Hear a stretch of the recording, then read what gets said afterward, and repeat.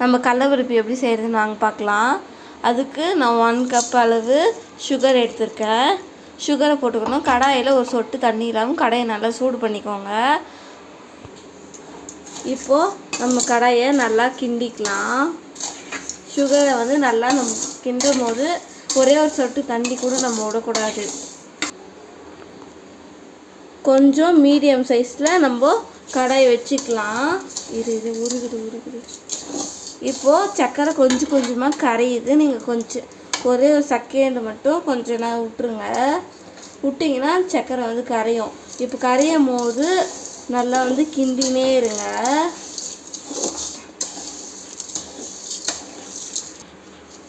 பாருங்கள், கிண்டிகிட்டு இருக்கும்போது சர்க்கரை எப்படி உருகுது. இப்போது எப்படி உருகி வருது பாருங்கள். சர்க்கரை நம்ம கை விடாமல் கலர்னே இருக்கணும். இப்போது ஃபுல்லில் வச்சு நல்லா கொஞ்சம் நேரம் விட்டுடலாம். கொஞ்சம் கை விடாமல் நல்லா கலர்னேக்கலாம். இந்த மாதிரி வரும். ரொம்ப இது பண்ணக்கூடாது. கொஞ்சம் ஃபுல்லாக வச்சுக்கோங்க.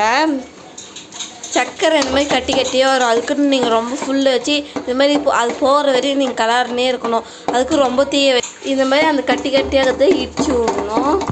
சிம்லே வச்சு தான் இந்த மாதிரி ஆக்கணும். அதுக்குன்னு நீங்கள் ரொம்ப இதே மாதிரி வந்துனே வரலன்னு நிறைய நேரம் தீய விடக்கூடாது. தீஞ்சிச்சுன்னா கசப்படி. இப்போது கேரமில்க் ஆயிடுச்சு. இப்போ கல்லையை போட்டு நம்ம நல்லா கலரிக்கலாம். இப்போ இந்த டைமில் கல்லையை போட்டாச்சு. நல்லா இப்படி கை விடாமல் கிண்டினே இருக்கணும். சிம்மிலே இருக்கணும். இப்போது நம்ம ஃபுல்லை வச்சு நல்லா இப்படி கலரிக்கலாம். ஃபுல்லாக நம்ம மிக்ஸ் பண்ணணும். இப்போது கல்லையை போட்டு மிக்ஸ் பண்ணியாச்சு. இப்போ சிம்லே இருக்கட்டும். ஒரே ஒரு 5 செகண்ட் தான் சிம்மில் இருக்கணும். அதுக்கு மேலே இருக்கக்கூடாது. இப்போது நம்ம நெய் தடவி பிளேட்டுக்கு எடுத்து வச்சாச்சு. இப்போ அந்த பிளேட்டில் நம்ம செஞ்சு வச்சுருக்கிற கடலை பருப்பியை ஊற்றி கேஸ் ஸ்டவ் நம்ம ஆஃப் பண்ணிவிட்டு இப்போ வந்து உருக்கி வச்சுக்கிற கடலையை நல்லா ஒரு மிக்ஸ் பண்ணிவிட்டு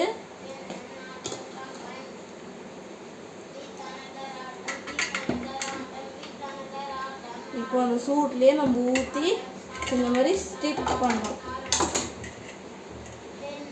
அந்த சூட்லேயே நம்ம பண்ணும்போது தான் கரெக்டாக அது உக்காரும். நீங்கள் ரொம்ப நேரம் ஆற விட்டிங்கன்னா அது வராது. இந்த மாதிரி நம்ம பிளேட்டுக்கு நம்ம இது பண்ணிக்கலாம். நல்லா இப்படி தட்டி விட்டுக்கலாம்.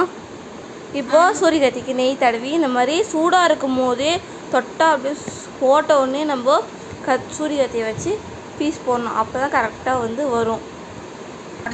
இப்போது சூட்லேயே நம்ம பீஸ் போட்டாச்சு. இது நல்ல ஒரு நாள் ஃபுல்லாக